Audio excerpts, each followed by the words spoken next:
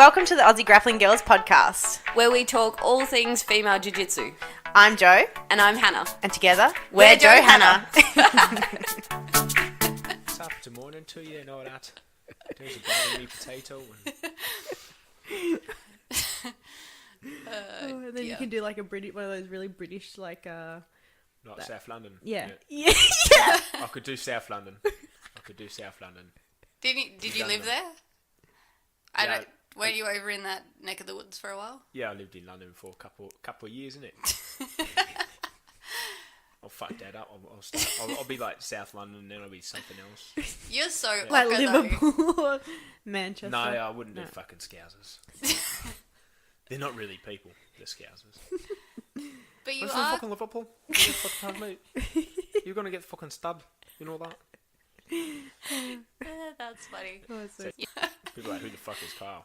Oh, you know the last podcast we were talking about Kyle? Well, this is actually like 5 minutes later, even though it's next week. Well, here he is. We were just talking about him. Here he is. Ta-da! Nah. I wasn't cooking in the kitchen while you guys were podcasting. As Cooking I said me before, dinner. you'll make a lovely wife. Yeah. Yeah. I'll put a ring on it one day. Stop hounding me. Fuck. I'm waiting. This bitch better prove that she's serious. Oh, shit. You have been putting on weight. Let myself go. A blob. That's it. You're dumped. You have lost your abs. Get out of my house. I have standards to uphold. You're starting to get titties. I can't wash my clothes on your abs anymore. I'm sorry. That's the agreement in the fine print.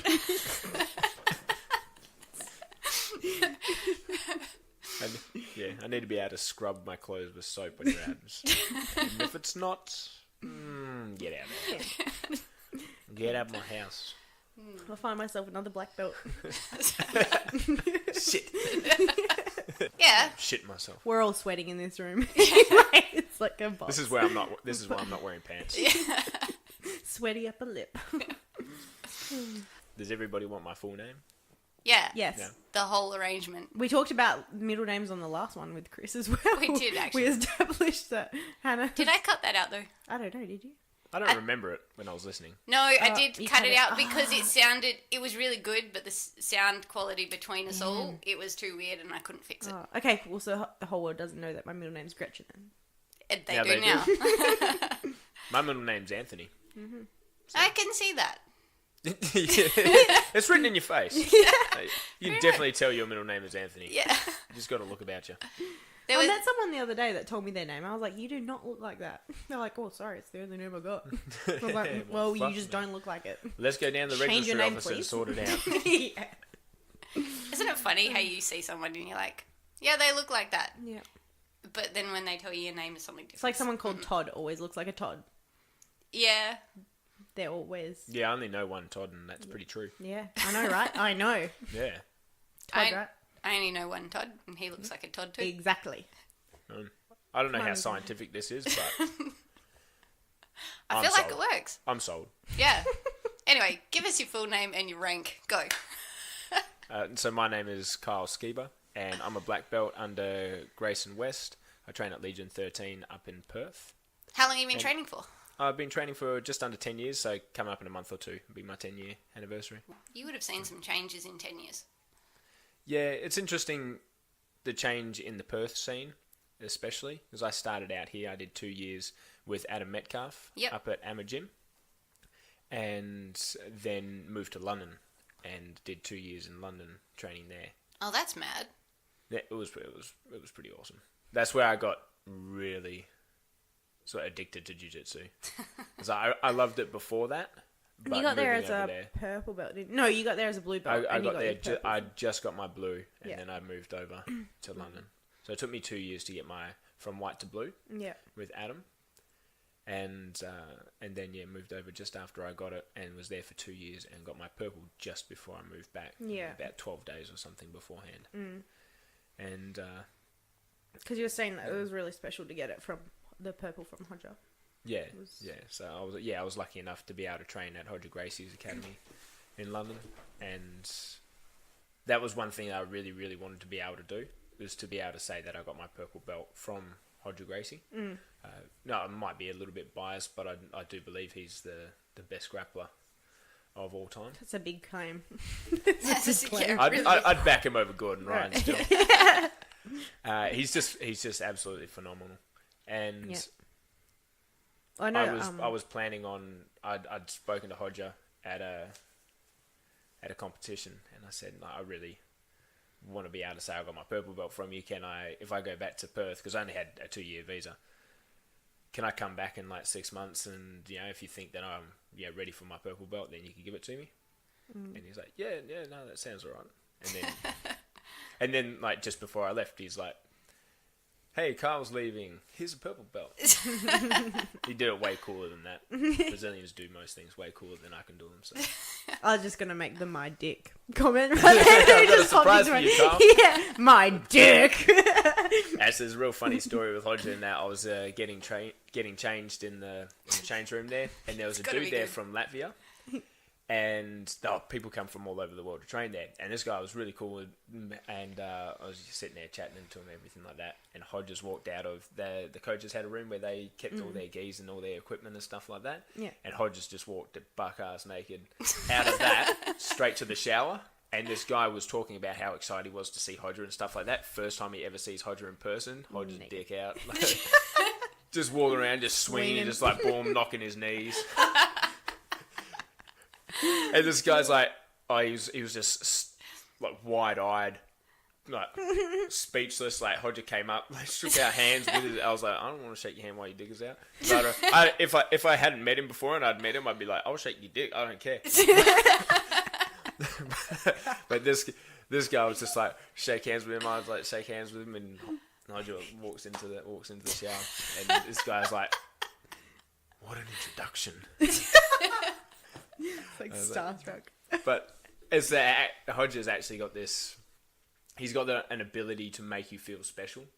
When he comes in and he sees you, the way he looks at you, his face lights up. It's like he came in just to see you, and you feel awesome. It makes you feel great, but then he does it to everybody, and it's such a special gift to be able to do that. That is amazing. I think I feel that's like one Chris of the reasons. does that a lot to people as well. Yeah, I think so. He's quite like that. There are people that when you see them, they make you feel good just for being you. Yeah, definitely. And he does that, and I was just like, That's really cool, because like I know like some of the Gracies are when you have experience with, like when I had my experience with Hoist, like I was sort of like, what a dick.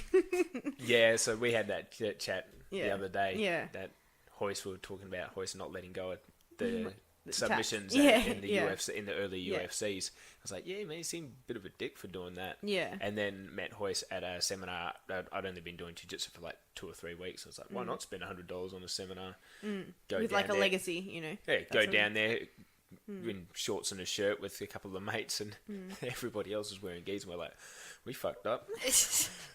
But he was cool. He was pretty cool one-on-one. He seemed all right. But yeah, standing That up would there have in been front like of everybody. That's like 10 years ago. Yeah. So that's not like he wouldn't have been as much of a dick 10 years ago as he was 5 years ago. If you know what I mean. Like I think that would have grown a bit. Yeah, he obviously had a lot of fame with the UFC rise of the UFC and everything like that, and would have had a lot of challenges, and there's a lot of pressure in that family to perform, whether they were going to put it on you or not. And I think they do. Like you are carrying the legacy you need to perform.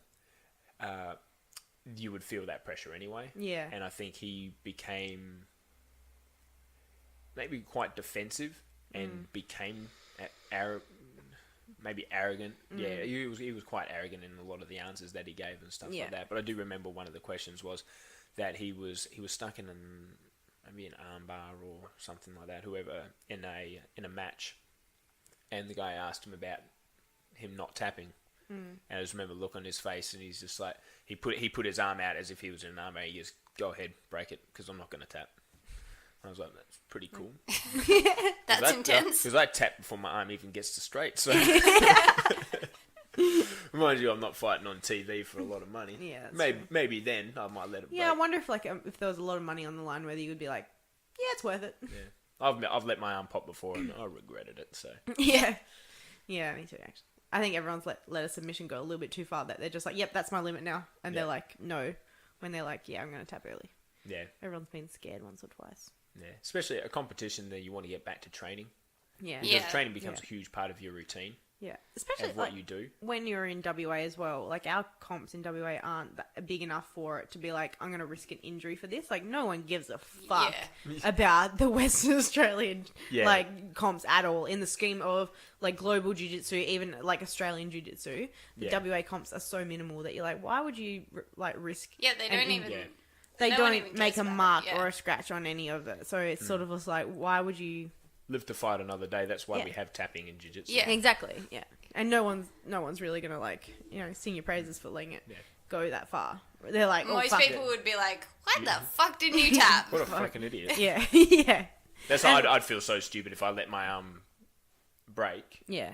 In something, or if I let anything break, I'd be like, why the hell did I do that? Yeah. If I could just turn back time, I would tap so much earlier. Yeah, yeah.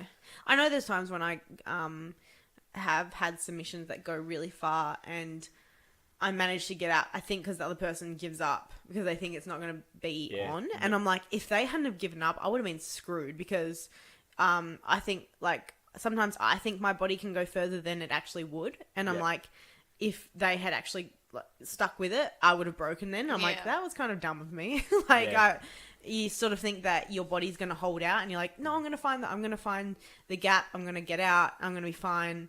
And you wouldn't actually really. Like, the other person either gives up or fails or whatever, or somehow you manage to scrape.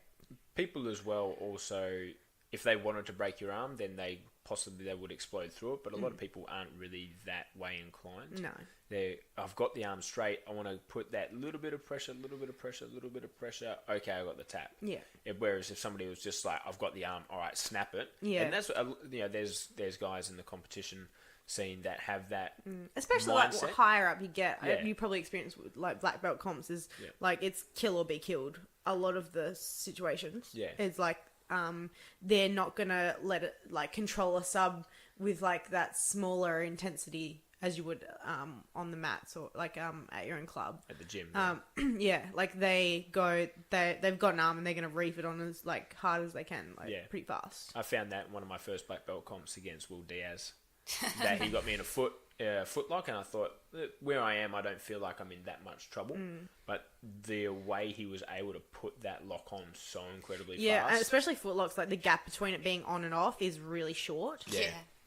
And it was an eye opener because that's how wary I need to be of how fast good black belts can put on submissions. And Will's a very, very good black belt. Yeah. And also I need to be able to put on submissions that quick when I need to. Yeah. So you learn a lot from losing. So do you find that you have to teach people because you coach and you run classes as well? So do you find that you have to teach a lot of people to calm down, like coming into jiu-jitsu, like they are just freshly new white belts and love to snap stuff on? And how do you go about that? There's always the discussion, especially when we're doing position-specific drilling, which I'm a big fan of, that you've got a submission. If you don't get the submission and the person gets out, who cares? If you have to tap, who cares? It just, you stay in the game and you keep going. And if you got out of the submission, then the other person's going to think of a different way to how to control you in it. And if you got tapped, you're going to try and think of a different way to get out of it. So you say, get it straight, don't put it on hard. And realise where the line is. I find a lot more. Most people are pretty good once they realise that they might have hurt somebody. They're and then they sort of become a little bit gun shy with it, and they'll stop too soon, and then really slowly go, and that's almost you need that sacrificial lamb to sort of cop a hard submission, and then the other person's like, I know where it's at. I find most people have trouble with chokes. Not so much because people will tap early to really early to chokes, especially when you're new because they freak out. People do freak out, and people as well. Also, when they go to put a choke on, if somebody's putting a choke on me, I'll sit there for a bit because I can hold my breath, but I can also experience can I turn my head a little bit and possibly change where the pressure is on my neck, and you that'll play with allow the me to breathe. angles and all that sort of stuff. Play with the angle. And also, okay, can I actually really not breathe here, or can I get a little bit in? And most people will squeeze for half a second and then let go, and it's like, oh, did that not work? I don't know. I might breathe in and breathe out, whatever your breath cycle is. It might be 5 seconds in, 5 seconds out, and you might only get six cycles in a minute. Yeah. When you're wrestling, it'll probably quicken up to 2 seconds in, 2 seconds out. But so I need to know, could I actually not breathe in? Could I explore that? Sometimes it's a blood choke though. The chokes are different, and it's not reliant on breath. It's more on the blood to your head. Yeah. Then I do have that discussion, especially lately because I've hurt my knee. I've been doing some back specific escaping, or back position defense as a position specific, and teaching classes on it, as well as recognizing the difference between an air choke and a blood choke. Because an air choke, how long have you got? How long can you hold your breath? How long's a piece of string? You're going to know. And I seriously don't believe that anybody can hold their breath to the point where they will pass out, because the urge to breathe is just so strong. Yeah. But that's what happens when someone drowns. It's like they have the urge to breathe in, they actually breathe in water, and that's how they drown. Yeah, they aspirate the water, and they find their lungs full of water. Yeah, that's morbid, but sorry. Just speaking about drowning victims, and then they bloat and all that sort of stuff, and that's how they float to the top. When but when there's an air choke, you got however long you can hold your breath, and you'll feel that panic in your chest, and you need to tap. When there's a blood choke, everything's just peaceful and delightful. You go to sleep and wake up and don't really know what happened, so you need to be aware which one you're going to have, and you can only develop that awareness through experience. But you're also talking to the people who are doing the choking. 10-second rule. Hold the choke for 10 seconds. If it's an air choke, or if it's possibly an air choke, they're either going to tap in 10 seconds or you haven't got it. And if it's a blood choke, then they're either unconscious in 10 seconds or you haven't got it and you need to change it up. Yeah. So 10-second rule with choking. I've only almost gone out at a comp once. She had me in a guillotine, and my God, my neck hurt the next day, but I was so stubborn. And then I felt that moment where she was just like, why isn't this working? Because she would get everyone with this guillotine. And I was just like, I'm sorry, I was just more stubborn than you on the day. You can survive chokes. Yeah. People, I've been in chokes before where I'm like, I can't breathe. Okay?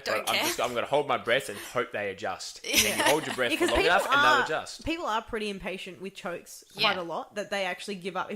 If they don't get a tap within probably 3 seconds to 5 seconds, they're like, oh shit, something must not be right, and they move on. Whereas it's like, if you can actually hold your breath for, that amount of time, then you're like, no, I'm all good. And like, you poker face it. I say that to people all the time. They're like, man, I just feel like I can never get you and stuff. I'm like, I just have a really good poker face. Yeah. Like, I've actually been dying for the last 5 minutes, but Yeah, there's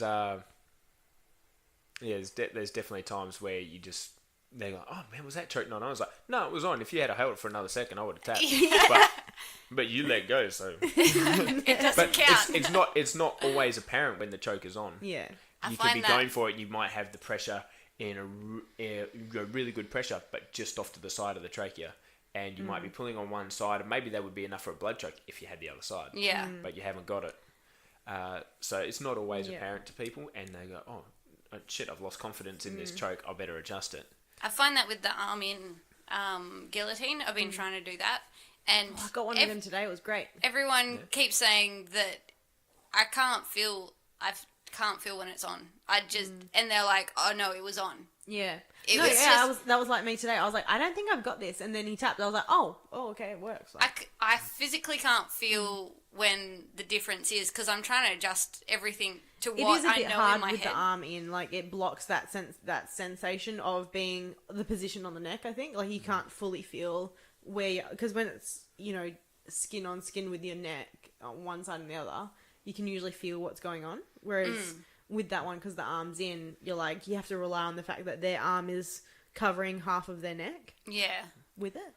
I learned from Toby Green. We're good mates, training partners. And I learned from him because he's got insane guillotines. He's got insane a lot of things. That he uses more the base of the palm of his hand and where his thumb is. Yeah, okay. And you can actually really feel the pressure that you've got on the throat there, that rather right than using there in that part of the neck. yeah, there. because when you're using the hand, and so if you look at you put your hand out, palm facing towards you, and you got your thumb sticking out there, and you can really make it stick out a little bit more. Yeah. And also you've got a lot more nerve endings there. You can feel things a lot better. Yeah. If you're using just the aspect of the radial aspect of your wrist, then you don't have the feeling there to go, am I on the throat? Am I getting in there nice and tight? Yeah. Whereas there you've got the feeling. It's so confusing though. It's just usually I can feel sense what's going on, but that's the one thing that can't even feel if it's on because I'm just nope. I'm shifting my arms around and my body position to see where it is. The hand fight there is hard as well. Yeah. Especially if someone's defending a little bit with the hands there, it makes it so much more harder as well. It's so weird. It's one of those things that you need somebody like Toby to be able to sit there and look at it and go, because he's trialed and errored until he's got it really, really good. And he will look there and go, okay, no, this is what you need to do. He knows that position inside and out, backwards and forwards. And so he can give you the adaptations to what you're doing. That you I have been trying to do that in a lot of my jiu-jitsu at the moment is, this isn't working. I got into this, live rolling, couldn't finish it, or, even if it's a sweep, and start, questioning what's going on and why I can't do it. And it usually takes me doing it with Chris, and then I'm it was my foot. It's the whole time it was that's where I needed my angle, but having that constant questioning of nope, that's not it, and he usually rattles off several things of what it could be, and you're nope, definitely had that. It's seeing you do it, and that's why I like position specific drilling. That if you were going to start with somebody in that arm in guillotine, and possibly starting a half guard or full guard or however you wanted to do it, whatever position, and then working it from there, and then, okay, they escaped, and then things worked, and then you'll gradually feel it out and get better and better. That's why I think the position specific is really, really important. I have a question about coaching, because you've had a couple of different coaches as well. Yes. And now you coach yourself. Do you find that your coaching style mirrors a specific coach that you've had, or is it an amalgamation of different ones, or from other experiences in your life? Yeah, I think there's a couple of coaches that, especially when I first started coaching, that I really tried to emulate. I'm just going to segue back to the story where I got choked out the other week. So I was, because of my knee, I was doing the position specific, people sitting on my back, and I've done this before when I've had injuries, and become really comfortable with somebody on my back defending the choke and working the escapes.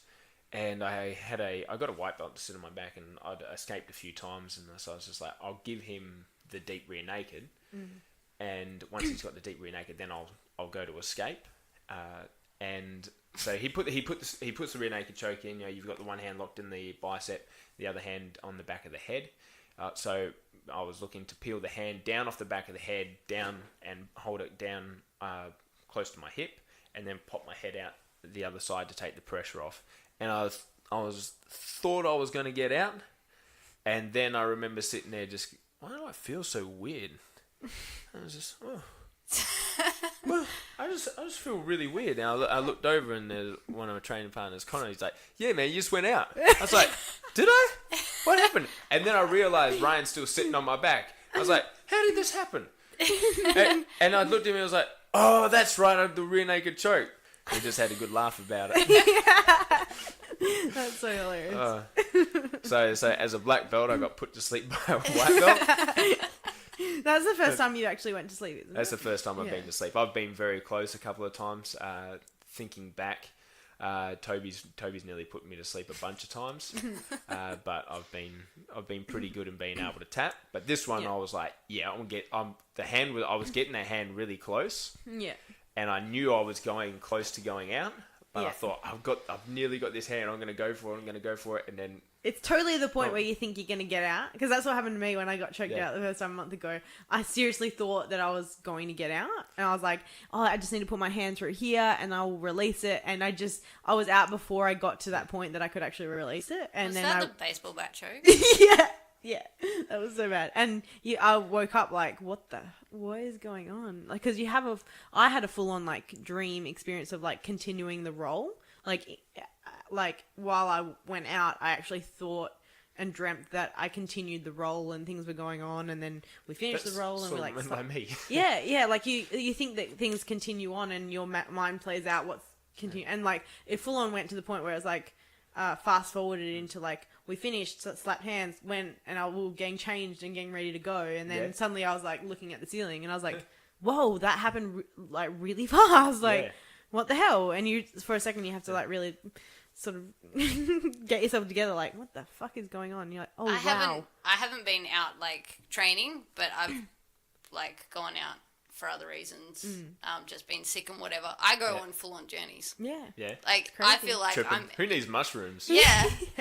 I go on full like journeys crazy, when what your I've brain gone out. comes up with. Oh, we'll all just sit around and choke each other out after this. It'll just be like a trip party. One of the guys at training was just like, I just want to see if I can choke you out just literally by shoving my fingers into your neck and seeing, like, he's sitting behind me and shoved his fingers, he's just like trying to get like my carotid artery and was like pressing it, and he's like, is it there yet? Is it there yet? And I was like, no, and it was like, wasn't quite on, but then the next day I was like, fuck, my neck is so sore. Because he's digging his fingers I did, but I didn't even think about it. I was like, what the fuck is wrong with my neck? Like, I was like worried.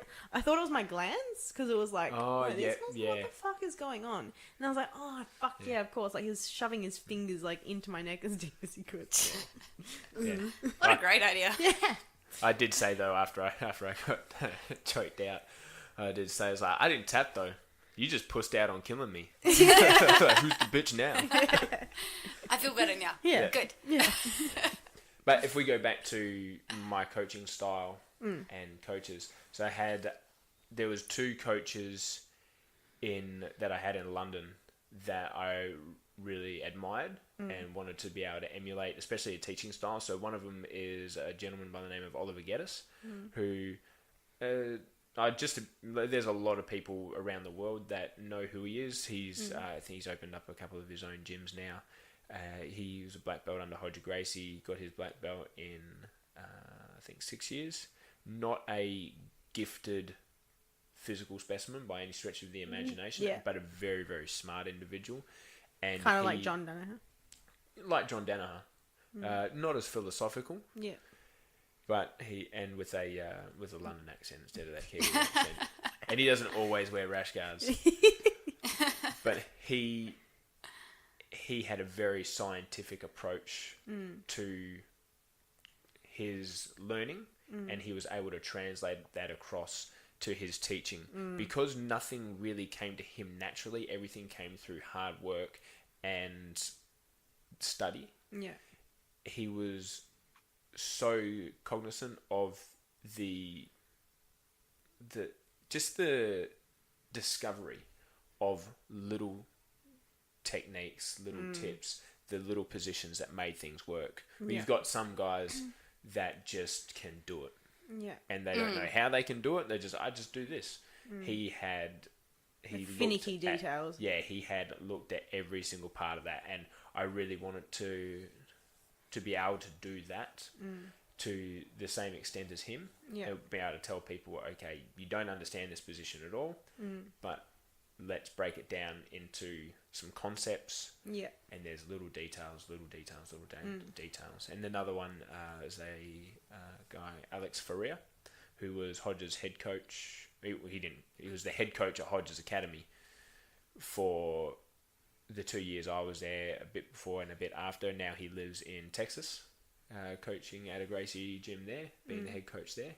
And he was my epitome of a black belt. I think it took him 17 years to become a black belt. And he had an answer for every single position, every little thing that you could possibly think of. That's amazing. You would go to him and just like, what do we do with this position? And he would give you an answer that was beautifully simple. and you would just, why do I feel so retarded? It just made me feel stupid. Yeah. So those two, Alex, he had an encyclopedic knowledge of techniques and what he could do, and also his instruction as well. But you're a Brazilian guy, so every now and then it's like, okay, guys, you get his grip, I make my grip. And I bet there's nobody listening to this podcast who actually train with Alex for real, but everybody who trains with that, it's like the running joke is that he starts off his technique. You go, okay, he make his grip, I make my grip. And so I really try to emulate that, and now I've sort of developed my own style. I guess that's only natural to start coaching the way that I understand things and the way I like to put things across. And look, there's a bit of trial and error as well. Sometimes people just do not catch what you throw them. And other times people are like, oh, that was really good. I really liked all the details. So I try to pay attention to what I'm saying and then get some feedback after the class. But I suppose on the other hand, some people just don't understand your teaching style, and some people just love it straight away. Yeah, and people they get it straight away. And I know I've trained with some people, and I'm like, I don't understand. You're not putting down what you don't teach in my style at all, and you have to ask a lot of questions in order to get an answer. And when you finally get the answer, you're like, why didn't you say that to start off with? But yeah, but that was like when we did the seminar in Geraldton. Like all the guys really loved that, and like you got good feedback from that because it was very like the tech was very like quite traditional. Like the way that it went, it wasn't nothing fancy. No, it wasn't any groundbreaking stuff. But the details that came into it really what made it different. Yeah, and that they really appreciated. So yeah, it helps that we went to Geraldton and I was like, okay, what's my best? Yeah, your A game. Yeah, what really works for me, and those are the things that you really know. Yeah, and it was great that you and we went through that the weekend before. Yeah. So I could talk through, explaining to you how to do the technique, and then realise, actually, I need to probably mention this as well. Yeah. And have that preparation. I like to go through that preparation before a class. Yeah. To go, okay, I'm going to teach half guard sweeps. Right. This is what I need to get across and just run through it with somebody. Those are like key points that you need to make sure that come out while you're teaching it, going like, I do need to make sure that this is mentioned, this is mentioned, this is mentioned. Yeah. I find that really important as well. I did find that when we went through some stuff, I appreciate how direct you were. Like, you saw what I was doing and you're like, that's not really working. This, I reckon, is a better option for you. I appreciate that directness in coaching rather than... Is that the takedown stuff we were doing? Yeah. Yeah. That was really good because I can't see from the outside. If someone's looking at me on the outside going, why are you doing that? But then they're trying to beat around the bush, trying to be nice about it, to me is pointless. It's like, well, this, I reckon, it still ends up the same way, but this is a different entry. Yeah. That directness in the coaching was so good. And I got a lot out of it, and I felt like I took it to the next competition, I think. And I tried it. I didn't succeed. I forgot a major part, but I tried. But it was really good to have that, like, direct coaching. Like, personally, it was really good. Yeah. So it's good to have that different, being coached by different people as well, I reckon. Yeah. I think different people have different techniques and they see different reactions. And a lot of jiu-jitsu is working off reactions. So I'm going to do this and you're going to defend it this way. So my best option to move forward is to try it like this. I know if I do that, you're going to probably try to do this. So I'm going to do this. There's a lot of those really good jiu-jitsu players that I've been up against. They're a step ahead. Yeah. Because they know what you try to do something, so they know how they're going to block it and they know exactly how you're going to react. So they're already moving as you go to block it. They're already moving in a way that's going to put them in a better position. You have just explained how I've been feeling for the last month. They preempt your preemptiveness. They preempt what you're going to do in retaliation to their original move. So it's like that sort of weird zigzag. That's exactly how I've been feeling. Some people I rolled that I'm like, I feel like I should just sit still because every time I move, I can't counter what you're doing. I don't have those pathways yet. Yeah, and you can only get it from rolling and doing it and Time finding out, experience. seeing what they're going to do. Yeah. You know, it's like playing. I remember playing chess against somebody, and that move Fool's Mate. No. We don't have a chessboard here, do we? Yeah. It's not going to help anybody who listens to this, but it's where in 4 moves you can checkmate somebody. Yes, I have. Oh, I've seen heard of that, it, but I haven't seen it. Yeah. I had that done to me. My pop's done that to me. Back in the day, he had this awesome chessboard, and when we were kids, we used to play it, Yeah, you just get, like, absolutely humiliated. Oh, shit. It's embarrassing. But then after that, you see exactly what somebody's going to do with their chess piece, and you know the reaction that they want and what you're going to do. So you can only just, from doing it and paying attention to it, you have to pay attention when you're wrestling as well. I did this, I did that. And that's what I did in our tic-tac-toe game. Do you remember that? When we played the tic-tac-toe at the cafe? Was that with you? That was Noughts and Crosses. Yeah, tic-tac-toe. It's the same thing. Is it? Yes.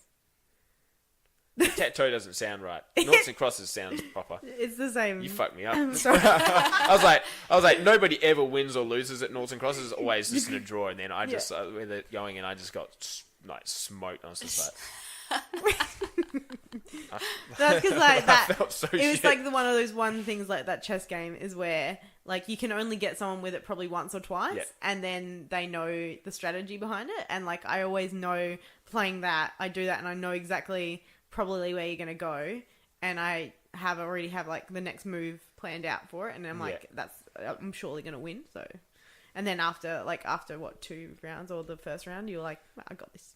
Yeah, we had the first round, and you whooped my hole. and then we had the second round, and we came a draw, and I was like, this is as good as it's gonna get. Let's just put this off to the side now. Yeah, but it's like that with but it's like that with jiu-jitsu. I think it only comes with time as well. With like when you're a black belt, like you've had the years and years and years of being in those scenarios of the rolling, and you've seen those scenarios way more times than someone that's been 5 years. It's like you've got double the amount of the experience and those scenarios coming up that you go, oh, I remember seeing this. And most people, like I remember saying at the seminar, like 80% of the time someone's going to react in this way. Yeah. And so you preempt that high percentage reaction. Yeah. Most of the time. Yeah. And sometimes somebody might do something completely different. You're like, it surprises the fuck out of you. Yeah. I usually try and do that. I'm like, what are they expecting me to do, and what should I do differently just so I can fuck with them? And then they already know that. I'm like, and then I'm just like, okay, that wasn't my brain doesn't think that quickly. I just react, and they're like, damn it, I knew that was going to happen. What would they least expect me to do from here? Yeah, that's what I try and do. And then I'm like, through that guard. And then I do. I'm like, that was dumb. I'm like, but you know, I try. You've competed a lot as well. You've competed internationally a lot. Did that start when you were a white belt, blue belt? You wanted to compete and do a lot of international events? I came from playing rugby, and you play every weekend. And so I came into it wanting to compete and seeing how well I could do. And start off, I went to my first competition after 3 weeks of training. Of course you did. And lost. I lost. And thinking back now, I was like, I lost 5-0. I got taken down on my guard pass, and that's pretty much where it stayed. So I lost 5-0. But I remember asking the referee at the end, like, I was like, was it close? I had no idea. And he's like, no, not really. I was like, oh, shit. I remember going home. It was like the worst I ever felt. Like, just so disappointed in myself. And I just wanted to compete as much as I possibly could. Yeah. So I competed as much as I could here in Perth for those first 2 years, which wasn't much. I was going to say, even when I started, there wasn't that much. No. There was maybe, what, 4 a year? Yeah. A year? Yeah. Yeah, as we were saying on the previous podcast, aka half an hour ago. Yeah. Is that, like, both of us have been competing a lot, especially in the last 5 years with those same comps, but, like, never crossed paths, but, yeah. I don't know how that happened. I didn't either. I thought I knew everybody in jiu-jitsu and... You do, especially in WA. I was the same. I was just like... Where the fuck did you come from? I didn't even know you. Yeah. That's pretty normal. Yeah, and you network like a motherfucker too. So. Yeah, I don't like. I've been the biggest fan of Joe like forever. As soon as I found out there was a female black belt, yeah, like, Joe Manziello. Yeah, I've followed her as much as I possibly could, and you're kind of in that same field of people. So it's just like, I'm good friends with Joe, so yeah, it's just I don't know why she didn't introduce us earlier. it's all her fault. Well, you were taken back then, so Yeah, this is true. It wouldn't have worked out. yeah, I would have been friend zoned. Fuck. Yeah, then it would have been hard for me to like try and get out of the friend zone. Then, Yeah. but Anyway, back when you're back to competing. competing. yeah. Sorry. So when I went to London, there were a lot of competitions over there around the place. Mm-hmm. So I went and competed everywhere I could. I remember my first competition over there. It was as a blue belt, and I got to the final of my weight division, and it came up against one of my friends from my gym. Actually, we became really, really close friends when I was over there. His name's Carlos, a really nice guy, and he whooped me so bad. I lost like 20-0. I lost that match. He took me down. I had no guard back then. I couldn't do anything. He just passed, and then I managed to. Yeah, once somebody gets to mount, now I was like, okay, I can escape the half guard. And he's just like, I'm just going to pass your guard and mount you again. And I was like, okay, this is getting embarrassing. They just rack up points that way too. Yeah. 6 minutes feels a whole lot longer. Yeah.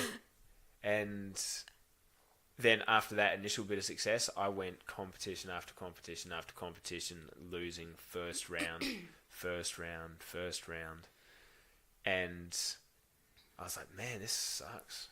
But I was like, if I do enough time, then eventually I'll start getting some success. And I spent a lot of money, went to Portugal, went to the Europeans. Yep. And competed. And Carlos and I, we went there and we stayed together and went and competed. And he got silver in our division because we're in the same division. And I got knocked out first round by...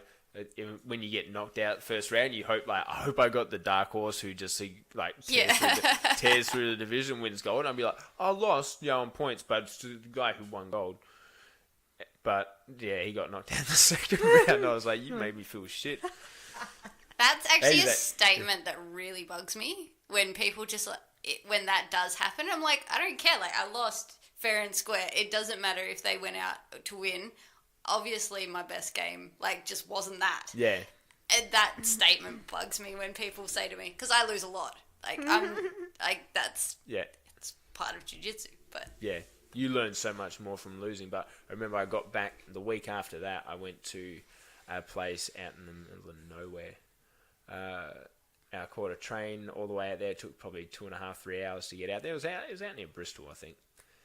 And... walked to this gymnasium and went and competed there, and just all of a sudden I was nailing people with submissions. I was like a week after getting my ass handed to me at the Europeans. I went out there and it was a no-gi tournament, and you had 0 to 1 years, 0 to 2, and then 2 and above actually. So in my division I had a guy he actually fought in the UFC. He was a brown belt in jiu-jitsu at that time, and I had him in the final. And it was a 5-minute match, and I managed to survive it with only a couple of points scored against me. So I was like really, really proud of myself, and they gave me this tiny plastic silver medal with it. It looked so shit, but it's one of the medals that I'm most proud of, because that was the turning point for me in competition wise. And then after that I started winning, and I got some golds, and then would get sort of bronze or silver in the open.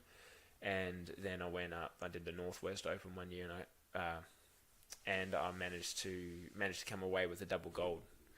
And that was my very first double gold. And I was like, I got silvers a lot. I was like, silver's a pretty good colour. I like it. And then I got gold, man. Nothing beats gold. I had to tell why people went mad for it back in the 1800s and even now.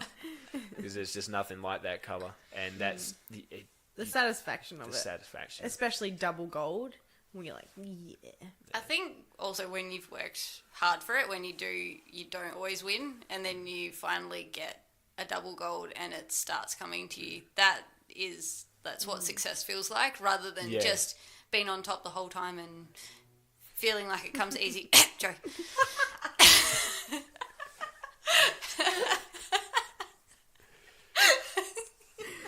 Look, it's a hard time when you actually lose for the first time when you've been winning. That's hard too. Yeah. I'm sure it is. I wouldn't know. I just lose all the time. The pressure is insane. It's so funny. People ask, like, when I went to nationals, they're like, "Oh, so how'd you go?" Yeah, like, knocked out both first rounds, and they're like, "Really?" You got to own it. You got to get in front of it, because people are going to find out. Like when I got choked out by the white belt, I was like, I got in front of that story, so that because the story still tried to bury you though. The story evolved a little bit from I didn't have from giving like the full choke to like I didn't have the choke. You just got you got slept. And I was like. Ooh, I was lucky I told everybody this story first because I thought it was funny, but also I thought, if that was me, I'd be bragging about this. We all have that one story though of a higher, like getting something on a higher better belt. of a higher belt. I have one that sticks in my mind that one of the guys, he is like a big brute. Yeah. And he was trying to pressure pass, but he had all his weight like on me. And I was like, I can hip out and he's going to fall on his face. And I did. And he face planted so hard. I was in stitches, crying, laughing. Because I saw it in slow motion and I can't really remember what it is now. But I just remember him hitting the deck. And he's like 90 kilos. And there's like me, like 55 kilos. It just made this dude like eat shit. And I was just like, that's going to live with me forever. Yeah. You know, it always feels good when you get somebody. So that's where when you get to black belt, there's no easy roles. There's no easy matches. You've either got the person who sees that black belt and goes, "I'm going to take that scalp," and they go after you like a bulldozer, or you've got the people who go, "Oh shit, it's a black belt. Like, oh, I'm going to get my ass kicked." Like, sometimes I just want to I want to have a good fun roll, but I'm not trying to kill somebody. You know, especially. You know the people that you're going to train with that you're going to try and kill. It's kill or be killed. You know, Toby and myself, Peter Carr, the Coelho brothers, that sort of thing. We're all, you go out there and you try to kill each other. But when you got a blue belt, you go, let's have a. I'm gonna play with you. Yeah, let's just play around. It's not like we have to go hammer and tongs at each other. Yeah, that's how I feel as well. Like with like newer people, they're always like hell scared of me. They're like, oh, like she's gonna fucking bash me, and you're like, I don't get anything out of just coming at you like a steam train and trying to kill you. Yeah, people think that's what you're like, oh shit, you're gonna bash me. I was like, I better get my payback in first and twice as nasty. Yeah. So they try to steamroll you as well. Yeah, but it just comes from a different motivation, and so. Yeah, as a black belt, you always sort of got to be on your guard, and you can't really take too many light ones. The light ones you get it with higher belts. Hearing a statement, oh, I'm sure he appreciates the extra reps of like going after you, and I was just like, no, like it doesn't work like that. I just cracked up at the statement of like, I'm sure he does, like it doesn't mind, but it's not like you're not doing him a favor by like hunting him. Like it's not necessarily if it's in a friendly environment. Yeah. It's like, but if that's what you have to tell yourself, then that's fine. I mean, leading up to competition, it's good, especially if you've got somebody who's going to come after you, and being able to switch on to that quickly as well, because it's no good getting to the end of the wrestle and then going, okay, I'm fired up now. I really want another crack at them. As soon as you see them, that first little instant, you need to be on in your game and going hard back. That's I think bad mentality of me is I go into flow rolling too much into competition, and then when I get to competition I'm just like, oh, it's fine, and then you're like, fuck, they just got me. This is why I've talked about my competition prep with you, Joe. Yeah. And the really sort of weird the elaborate. It's very elaborate setup that I have. It actually starts on a Wednesday prior to the comp. Oh, really? But on the day, the last thing I do as I go onto mat is, as I walk onto mat, I'll slap my face. Yep. Just both hands, bring them up, slap my face a couple of times, and that's like the wake up part. Yep. Oh, shit's about to get real sort of thing, because nothing wakes you up like a slap to the face. Yeah. So. I'll try I that remember next the time. first time I saw you do that, I was just like, that's violent. Like, Jesus. All right. Yeah. Like, Okay. No, performance routines are actually really interesting in all sports as well as BJJ, because like I've often thought about performance routines, like whether I have any that I do subconsciously, because I think some people do them subconsciously, and then others it's more organized, like you do. Each day prior to the comp, and even like the day of, and right before you step onto the mat. So, and like the warm up as well. Yeah, you're very calm when you step onto the mat. Yeah.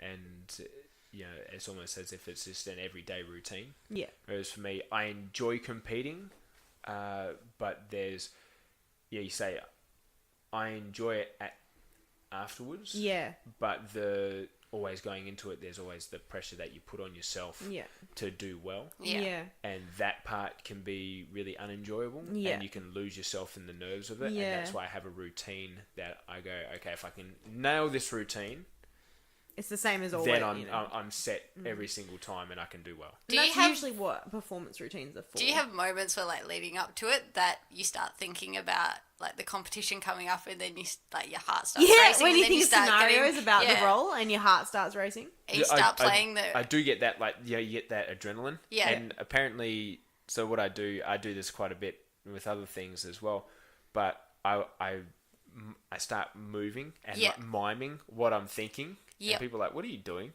So, nothing. Yeah.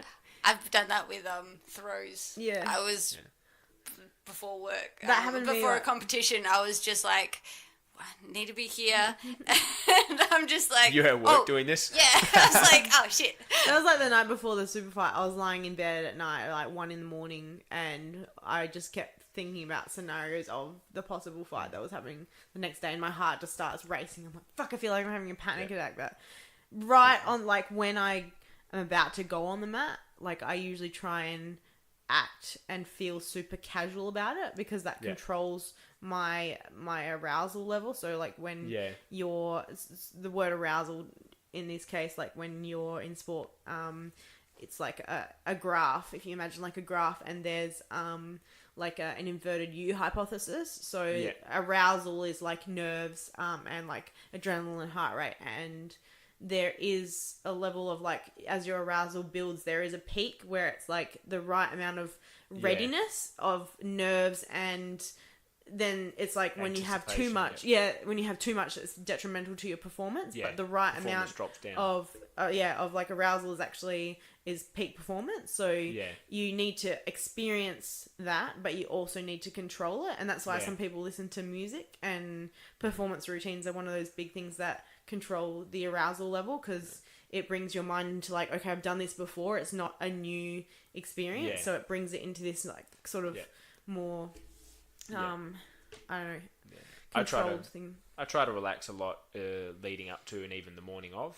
Just keep my mind on something else, just relax. I'll get out there, because sometimes you can be in that bullpen for an hour or 2 hours. I've been there before, 2 hours, and your adrenaline peaks, and then it troughs, and it peaks, and it troughs, and then you're exhausted, and then you've got to get on the mat. So I need to look, just relax. As we start walking over to the mat, okay, that's when that's when I can start thinking about it and switch on. Yeah. And so I usually try not to and think about it at all the whole time. And try and just approach it as like just super casual, like this is going to be a role, as if I was having it at my own home gym. Because I feel like my performance is best that way when I'm not, because when I get too nervous, that's when you sort of start doing things that are a bit rash. And you forget things, you tunnel vision as well. Yeah, and so I like to approach it really sort of casually and go with it. I get excited. I know, especially when we verse each other, and then you turn your back to me and like, why did you give me your back? I just get so excited. Don't you try to drop Cianagi or something like that? Oh, I've done when you turned your back? I've done lots of stupid things. I think so. And then there was the time when you like rolled, and I just like I did. dropped down onto you and I Imanari- gassed you like. I Imanari rolled the wrong way. Yeah. I was like, what are you doing? I figure I'm just gonna lose it and just make it spiffy. You're gonna sit on me. Drill Eminari rolls actually. That's so fun. No, you need to work on your twister. I do need to work on my twister. We have a running bet. We told you about it? Yeah, running bet. Like he has to twister me and I have to leg lock him. Ooh, dump. But I can't do that right now because of your knee. I feel too bad about it. So, yeah, don't leg lock my bad knee. Nah.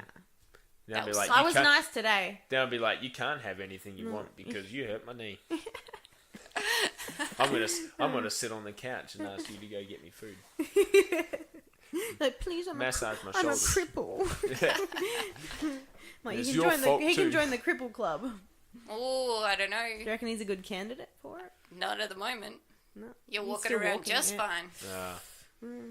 There you go. All right, that's all right. He hasn't cried on the mat about it yet either. So. Okay, yeah, you're totally out. I'll go take the handbrake off the car and just sit my leg there, rolling back down No, the hill. it has to be a mat-related Yeah. injury. Okay, so I can't just get a No. car to run over my leg. All right. Anyways, thank Still you for got your so time. much more stuff. I know. Well, we'll have you on again. It's Yeah. fine. It's great. You're going to be around, so Yeah. Probably. I would He say can be so. the backup coach. It's like, if we can't But find then, anyone but you else have in to the- have a Scottish accent or something. Hey, I can do that. Hey, It was awesome. Thanks to Bjarni. Ah, It was awesome to be able to Good like chats. just find your story because I don't know the backstory of you because like we didn't Well, know I you do, beforehand. but- Well, you do, but I don't. But it's just interesting. So cool. Yeah. No, I think there's still a lot there. With my the development of my jiu-jitsu and what I've done and my philosophy on it and how it's changed and evolved. So, I think if you think you've got it all, then you're wrong. Yeah. And you should stop 100% doing wrong. jiu-jitsu. Yeah. yeah. Yep. There's so many times where I've been made to feel like a white belt again. Good feeling. So, Hannah, We'll have what gets your gi? We don't do that anymore. I know, and I miss it. I want you to bring it grind. back. And it's grind Yeah. your gi. Oh, what Jesus grinds your Christ. gi? Lots of things. I'm the worst fan Your ever. face. My face grinds your gi. That's why I look so old. I did wonder. This is why my ears look this way. They were screwed up before you met me. Yeah, it's true. I reckon rugby Everybody ears. asked me about them. I they reckon he just got the towel. Yeah. Got the belt. Are they yeah. rugby ears? Are they like from There them? was one little bit from rugby, but the rest of them is jiu-jitsu. Oh, I like him. Yeah. They're cool. Oh, dear. 20 years of rugby. Never of trouble. It's because you wore earmuffs. But your fingers got messed up from Oh, bit from yeah, I've had a rugby. few broken fingers Yeah. playing rugby. Yeah. They were fun. I had a broken jaw once and I couldn't eat solid food for 4 or 5 weeks. That was fucking horrible. I don't think I've actually ever broken anything yet. Shut up. Maybe like a toe, but I don't know. I'm strongly thinking about taking your cripple club. Oh, membership no, away no, from because you. I'm still crippled. I'm like, but I hold it on the inside still. I don't know. I am crippled. I want to stay in the club. I want to feel like I belong. You got to belong to Please let me something. belong. Is there a hazing ritual that goes along with getting into this club? Yeah, they bash them up more. So they just like have to stay in the cripple club. Oh, where you have to curl up in a tire and get kicked down a hill? Yeah. We need to get a tie. Yeah, a tire big enough for me to fit in. Not a Datsun tire or anything like that. No, you've got to fit in one of them. Oh. Yeah, I'll definitely be crippled.